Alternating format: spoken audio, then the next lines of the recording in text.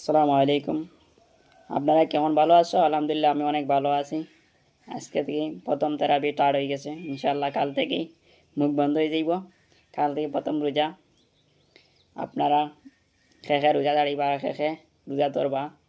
হয়তো অনেক বাইনতে রোজা ছাড়েন আর অনেক বাইনতে ধরেন কষ্ট করে। মানে কিছু বাইনতে রোজা ছাড়েন আর কিছু বাইনতে মানে আধা বছর গিয়ে আবার ছাড়ি দেন। এবারে কই আর বাইয়ের নকল দয়া করে একটা মাস কষ্ট করি আপনারা রোজাদার ধরবা। আর 12 মাসে একটা মাসও মাঝে আপনারা সব দোকান আর একটা রোজা ছাড়লে 12 মাসের 11 মাসে একটা রোজা ধরিয়া কোনো ফায়দা হয় না।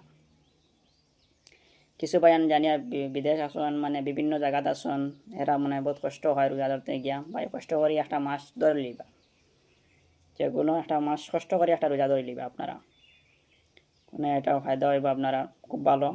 আর আপনারা লাগে এটাও আমি আলোচনা করলাম আজকে। আমার ইউটিউব চ্যানেলটা আপনারা সাবস্ক্রাইব করে যাইবা, ভালো লাগলে অবশ্যই শেয়ার করিয়া দেখাইয়া দিবা, অন্যরে দেখার সুযোগ করে দিবা।